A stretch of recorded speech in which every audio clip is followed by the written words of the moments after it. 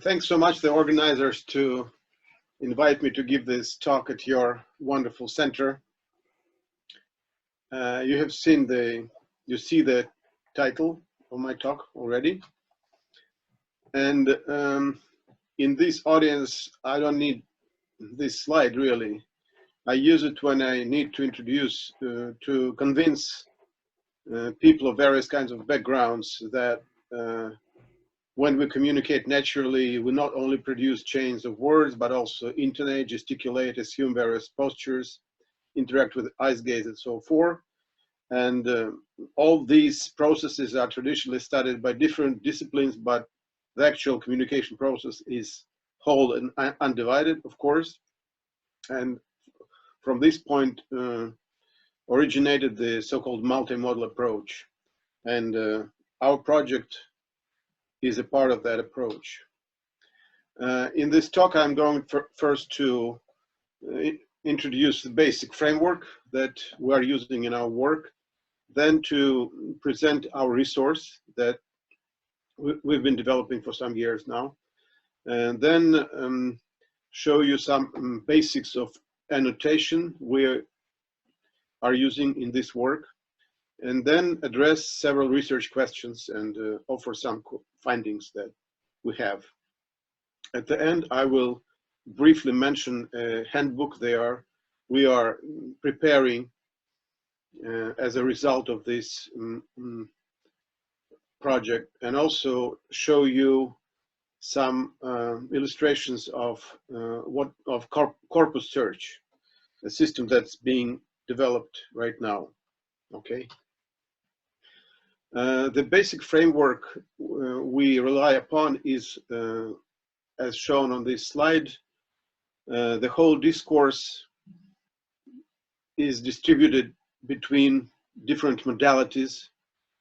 Basically, at the present time, our team and most researchers focus on just two modalities, vocal modality and kinetic modality. Or in terms of the recipient, the auditory modality and the visual modality. I prefer the terms taking the perspective of the producer or the addresser. And that's why I use these terms, vocal and kinetic. There are also other modalities that are not much explored yet. And for this reason, I think that the term multimodality is a bit overstated at the present time.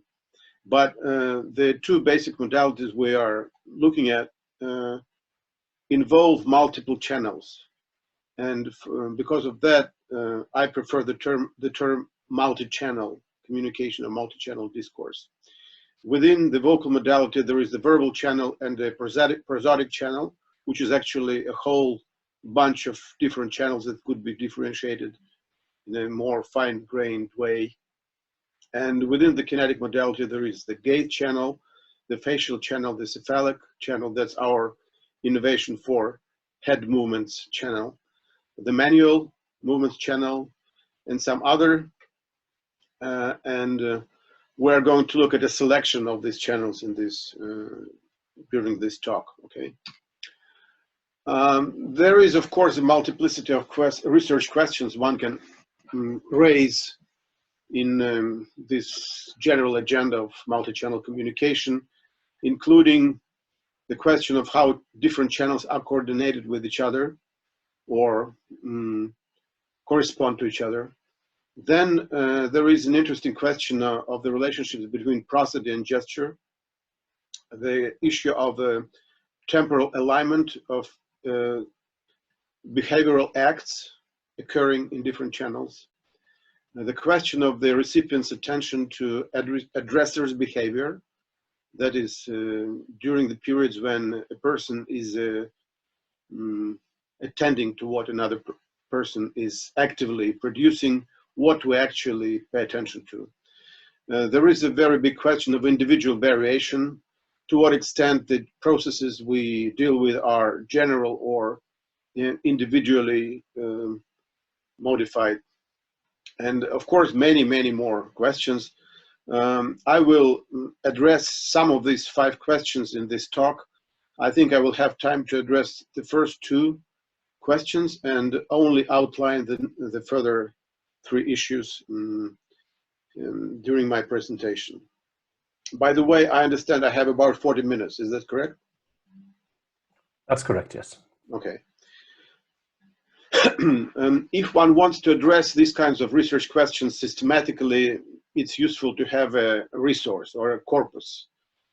And the kind of paradoxical fact about our daily communication is that it's ubiquitous, but at the same time it's ephemeral. It's most vanishes undocumented. So what we are doing most is not really registered unless we apply special efforts.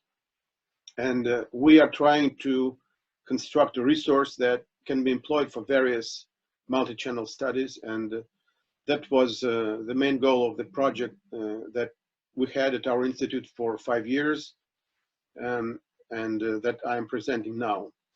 And if you are interested, you can look up the website mentioned on this slide now or later, okay? This is the team of the project. You can find the names of all people involved on our website. And the resource that we are developing is called Russian Pair Chats and Stories, or RUPEX for short, okay? So the goal originally was to create a multi-channel resource approaching the actual richness of human discourse and explore natural communication as is, hence the title of the project.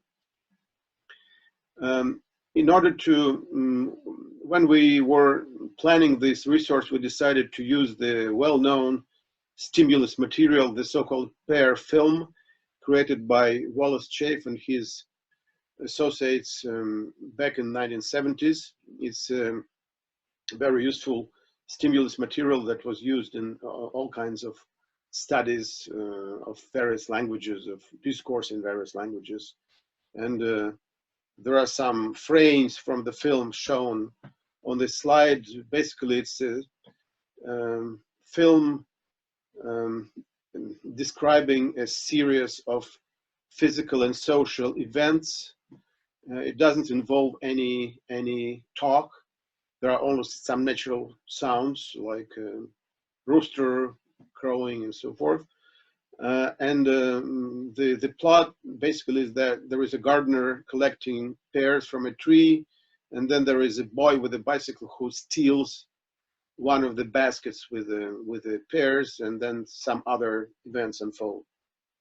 Okay, so the design for data collection was as follows. So there were 2 participants of communication, the so-called narrator and the commentator, who watched the film on their respective computers.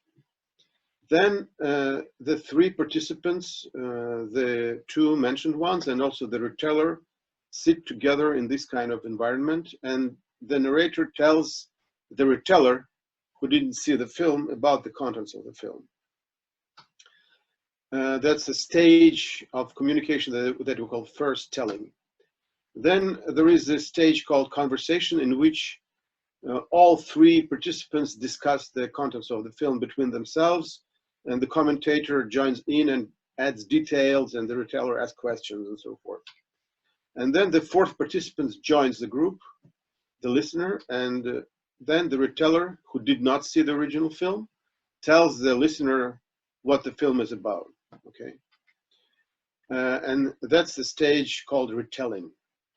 And at the very end, the listener writes down the contents of the film, and these 2 latter stages are really important to motivate the reteller and the listener to actively participate in communication. We used all kinds of equipment.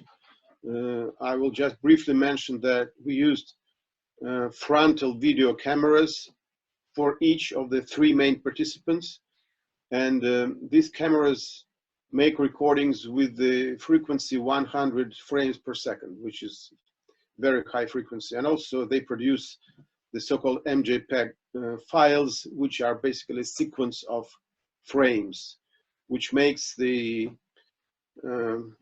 resulting video recording really stable and solid, and it doesn't have problems that are often found in regular video files produced by usual video cameras. And we also use eye trackers that were worn by two of the participants, the narrator and the reteller. Very lightweight eye tracking eyeglasses that are not much heavier than usual eyeglasses. And in this way, we recorded 40 sessions altogether. This is a huge amount of data, as anybody who does research in multimodality knows. So far, we've been able to process only part of this data. Okay, and let me just show you quickly the kind of annotation that, system that we developed in the course of the project. So we use the well-known ELAN program. It allows to have several video windows within the program. There is one here from the individual frontal shot video. Then there is a video from the eye tracker, and the cover shot video that shows the whole scene. Following this, the information and communication as it unfolds in these video files, we produce many layers of annotation that is shown here as kind of rainbow representation. There is a vocal annotation, that's the verbal component plus prosody. Then there is oculomotor or gaze annotation. There is cephalic head movements annotation, and also manual hand movements annotation. And these are the kinds of channels we looked at most. We also did some pilot study of other channels, but most of these four. Okay. To show you an actual example, yeah, this slide shows transcript in Cyrillic, in Russian letters, but it doesn't really matter much for illustration purposes. Let me just play to you this little piece of talk, about 4 seconds long. So this is a video from the front shot camera. So this young lady, who is the narrator, is asking a question, clarification question, whether the boy in the film did wear a hat. У мальчика на велосипеде была шляпа? Разве уронил? А, ну да, точно. Okay. This is the same piece from the cover shot. У мальчика на велосипеде была шляпа? Разве уронил? А, ну да, точно. This is the communicator. У мальчика на велосипеде была шляпа? Разве уронил? Она слетела. А, ну да, точно. Yeah, and finally the. У мальчика на велосипеде была шляпа? Разве уронил? Она слетела. А, ну да, точно. Yeah, you see this pink circle showing the visual attention focus of the person who is wearing the eye tracker. So what actually happens during this short period of 4 seconds? First, the narrator asks a question vocally. Then you see that a bit later, some milliseconds later, she moves her gaze to the commentator. Then the reteller adds a turn and says, since she already heard the retelling of the film, but he did drop the hat, okay? And then the commentator starts his activity. First, he makes a gesture showing his disappointment, and then he says, "It flew off," about the hat, okay? And then the first speaker, the narrator, again adds a vocal turn saying, "Oh yes, that's correct." This is a very quick sequence of communication acts, and this very small example shows how much we are able to perform in a very short period of time. This is just a selection of what people are doing, all of the communication acts are actually represented here, just a selection. And there is this vertical dotted line that shows that at the very single time, 5 different things happen. And somehow in actual communication, we are able to deal with this multiplicity of co-occurring events. The first question, research question that can be explored and discussed during this presentation is the coordination of channels. Specifically, what are the relationships between the vocal modality and the kinetic channels? And in order to address this question, I'll show you a little pairwise demonstration of how vocal modality interacts with the channel of manual behavior, of head behavior, and gaze behavior. Okay. Manual gestures are normally only used by speaking participants, so we don't make gestures when we are silent most of the time. But on the other hand, manual adapters, non-communicative movements of the hands, are used both by the speaker and the hearer. This is just one example. You'll see both participants, and the young lady in the red sweater, she's a listener, so she will be only doing adapters, while the other person who is the speaker is performing a lot of hand gestures. Okay. Красный поток завязан. Он собирает груши. Груши большие, зеленые, на вид совершенно твердокаменные. Он их достаточно с таким большим усилием срывает. Well, even if you don't understand Russian, you still get the point, I'm sure. Okay. Then the relationship between the vocal modality and the cephalic or head behavior. Speakers usually return their heads to the original position at which the head was at the beginning of a certain discourse unit, thus establishing kinetic coherence of the discourse. Вот. Мальчик едет по сельской дороге, которая из притоптанной земли и песка, такая она, ну вот обычная сельская дорога, вот, где траву уже вытоптали, осталась только земля. На фоне такая выжженная местность с выжженной травой и деревья. Yeah, again, even if you don't understand Russian, you see that the guy returns his head to the base position at the end of his discourse unit, or at the boundary between the consecutive discourse units. And when the same person acts as a hearer, he uses cephalic gestures with the goal of providing an answer, give feedback, or begin some kind of coming verbal contribution. На этом заканчивается ролик. Они проходят, и он стоит и размышляет. Вот. Понял. Okay. Now, what about the relationships between the vocal modality and the oculomotor behavior? The speaker watches the addressee's face during a certain time, while he or she is speaking, and there is a wide range of such times, from 20 to 70%, more or less, and fixates the gaze on the surroundings at other times. And the hearer watches the speaker's face most of the time. There are some minor differences depending on the communication stage, but let me just show you an example. You will see that the person on the right will be moving and shaking, but that's not because you are dizzy or because there is an earthquake, but because the speaker on the left-hand side, who wears an eye tracker, is moving a lot. Okay. Велосипед мальчику велик. Он едет не в седле, а так, стоя, крутит педали. Проезжает, видит груши. Okay, that should be enough. So to conclude this part, we can say that each kinetic channel demonstrates some kind of coordination with the vocal modality.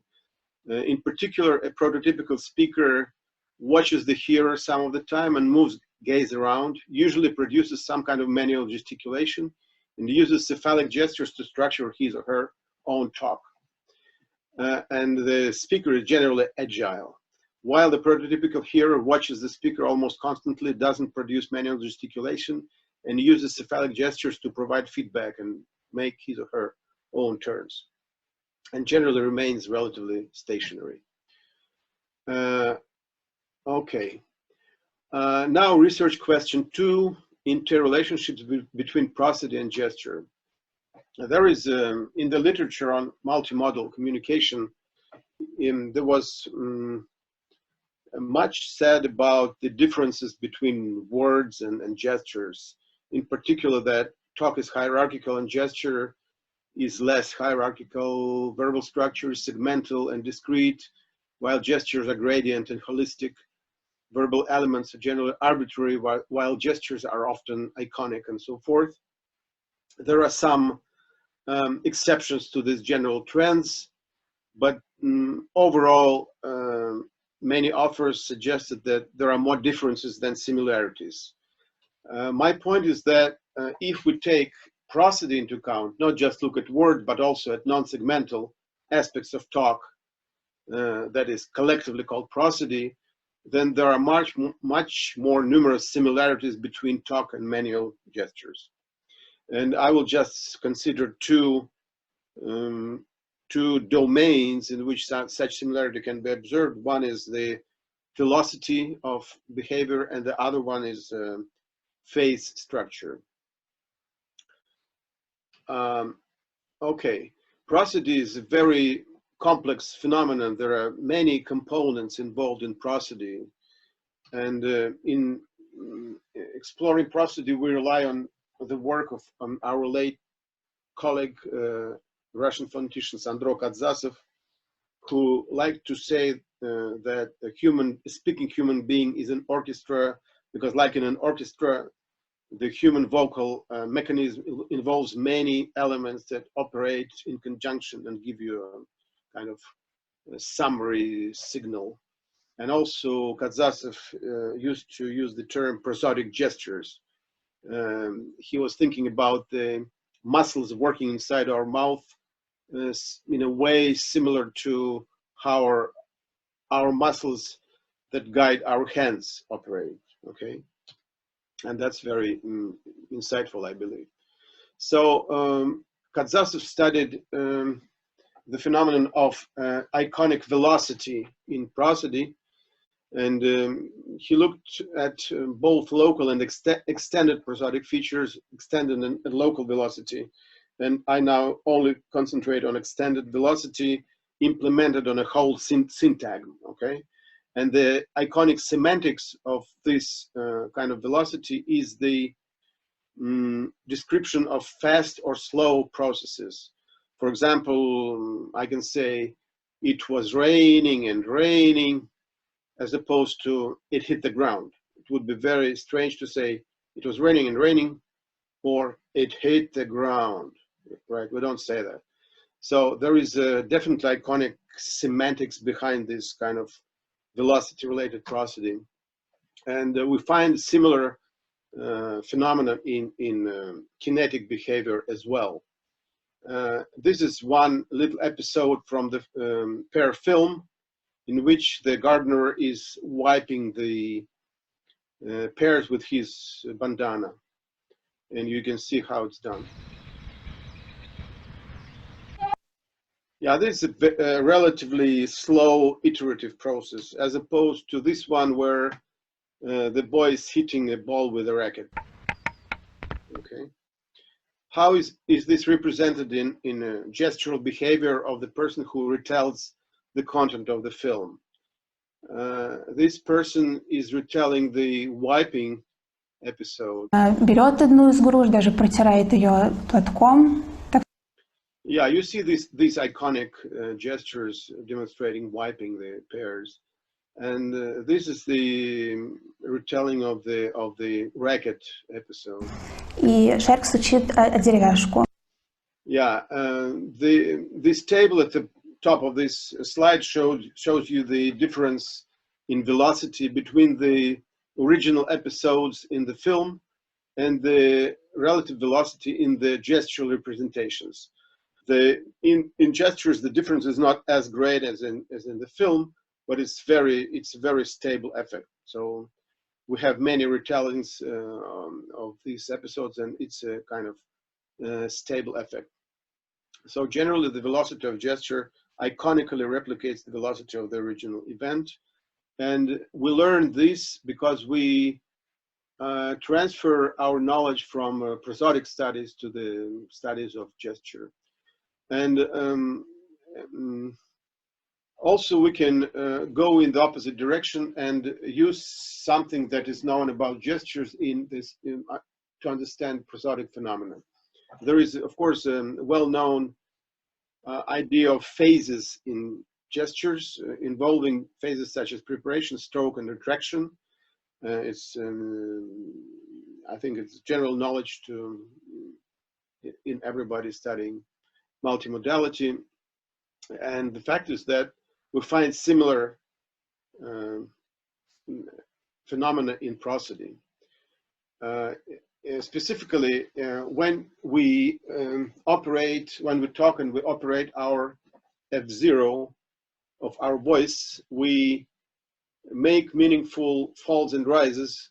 And before we make a good rise, we need to go down first. And likewise, if we need to do a fair fall, we need to climb high before that.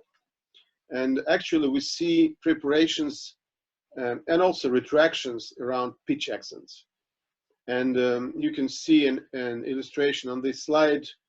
I played, again, it's in Russian, but you can see pitch accents even if you don't understand words. Потом вот эти девочки, которые стояли около двери, вошли и тоже сели, только напротив. Yeah, these green ellipses show the syllables on which pitch accents are placed. And right in front of each of the pitch accents, there is a mirror image movement that is a preparation for the most important and crucial pitch movement that occurs on the accented syllable. Preparatory fall before the rise and preparatory rise before the meaningful fall. So generally, if we take prosody into consideration, we find profound similarities between vocal and kinetic behavior. And in particular, the understanding of velocity in prosody helps us to understand that in gesture, and our knowledge of face structure in gesture helps us understand prosodic figures. So these two domains enrich each other. As I said at the beginning, I will only very quickly outline the three remaining research questions: temporal alignment of behavior across channels. There is a well-known anticipating gesticulation hypothesis according to which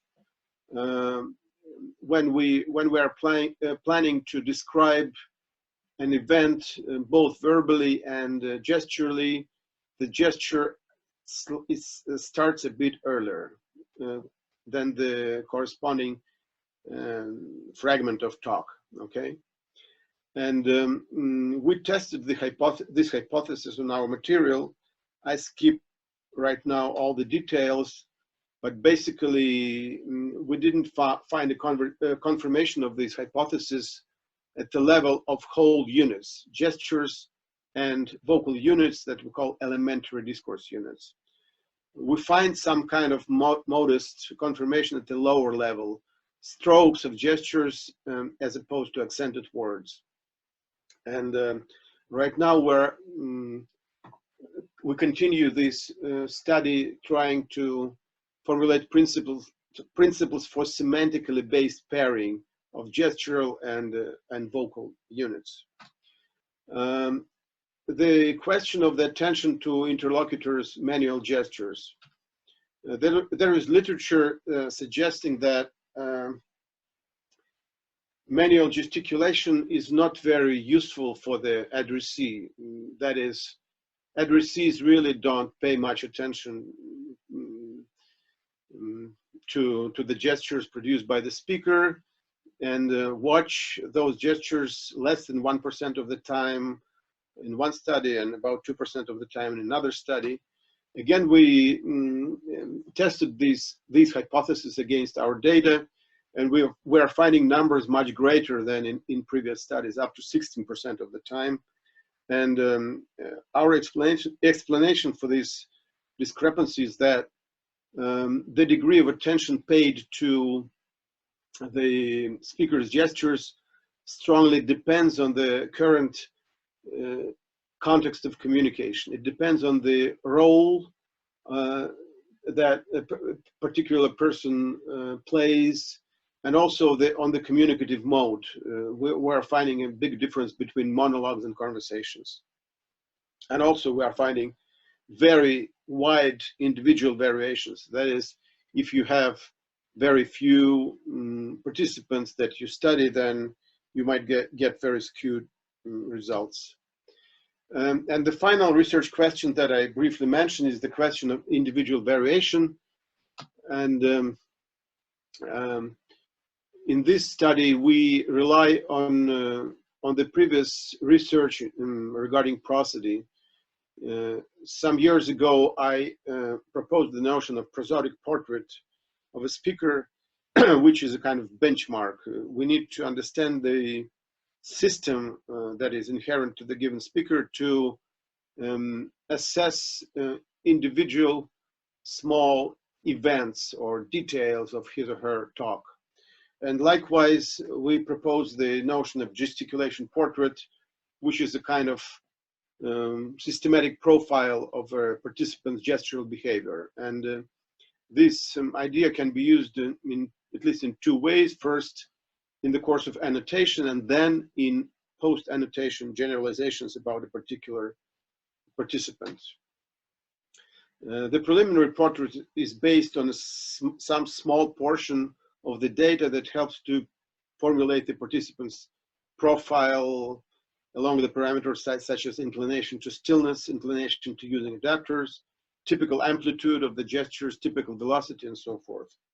And then on the basis of this preliminary portrait, we annotate and evaluate particular gestures as, for example,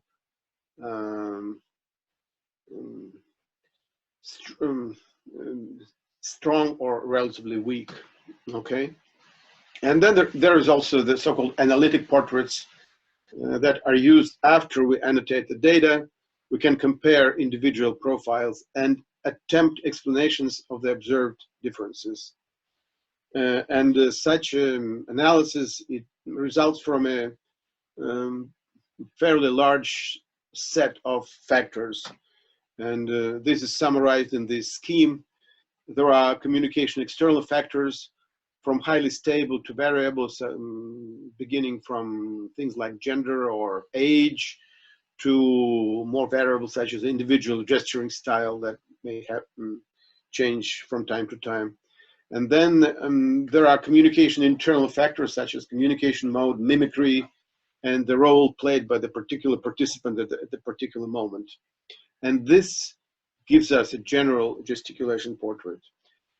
I realize this is very quick, but I hope I'm able to give you a general idea of what it's about. Right now, we are preparing a so-called Mcd Handbook, where Mcd stands for Multi-Channel Discourse. That is a kind of summary of our methodology and of our solutions we propose in the corpus. This is the table of contents.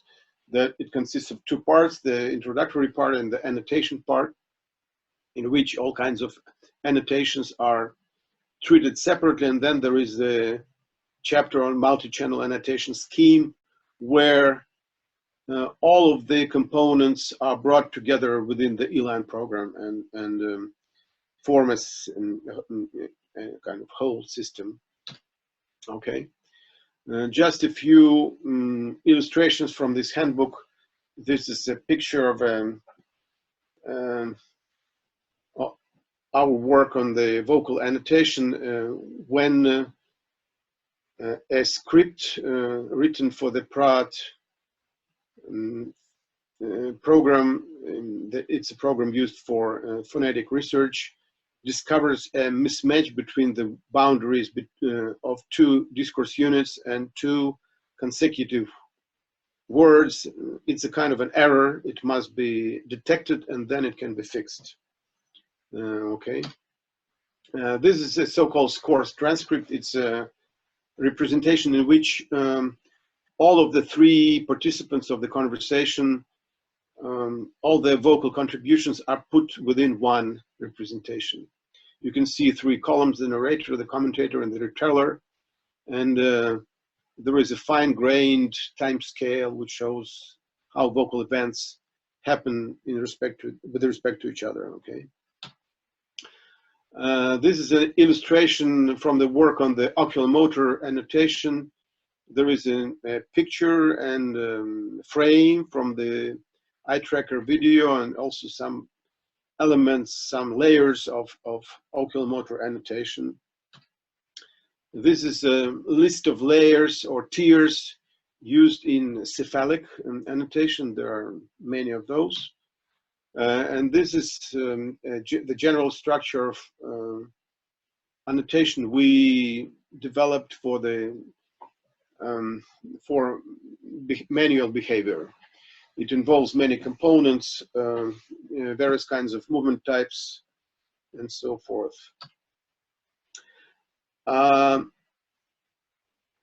Now let me briefly show you the most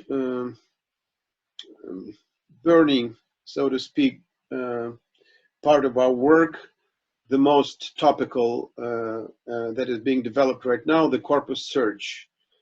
It's an online system, and it's described in the paper by Nikolai Karatayev with co-authors that is in press right now.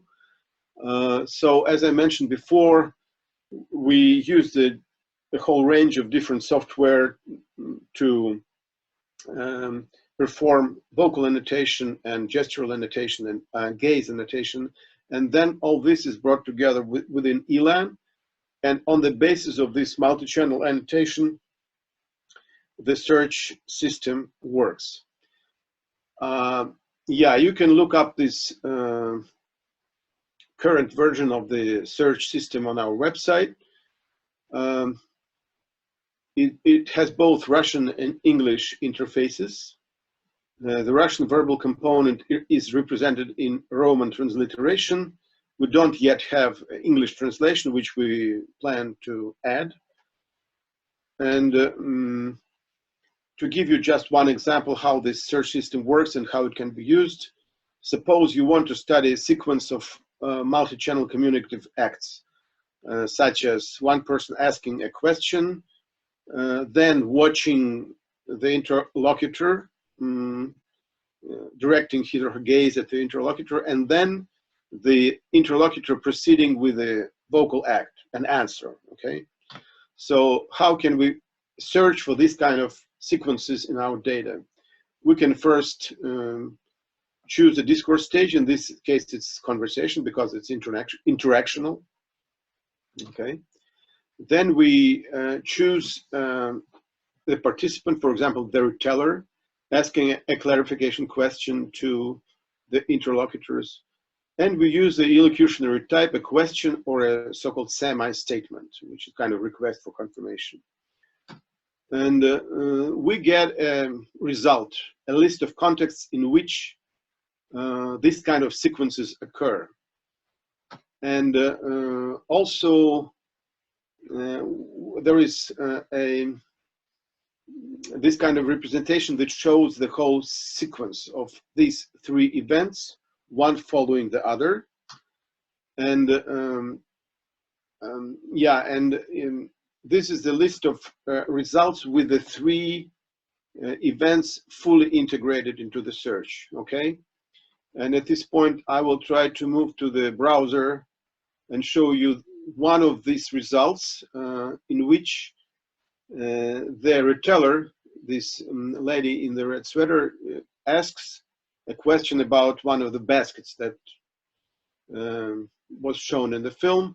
Is it a woven basket? Okay. And then after asking this question, she moves her gaze to the to one of the participants, then to the other participant, and then one of those comes up with an answer. Okay, let me play it. I hope you can hear it. Она плетеная. Yeah, this is the representation from the frontal shot camera, and this is yeah, this is the cover shot representation, and we can also Она плетеная. yeah, this is the eye tracker representation. Okay, so going back to PowerPoint, yeah, there is a sequence of 4 events. The retailer asks the question, then watches at the commentator, then moves her gaze to the narrator because the commentator didn't answer immediately, and then the commentator finally comes up with an answer. Yes, it's woven. Okay, so that's how the search works, and it can provide you with all kinds of information for various research questions you want to explore. So now coming to the general conclusions, the original basic observation is that natural communication is very ephemeral, and if we want to understand it, we need some kind of multi-channel resource simulating its important aspects. And this resource called Drupix is an example of such resource. It's a multi-purpose resource allowing one to posit and solve multiple research questions. And that's it. Thanks for your attention.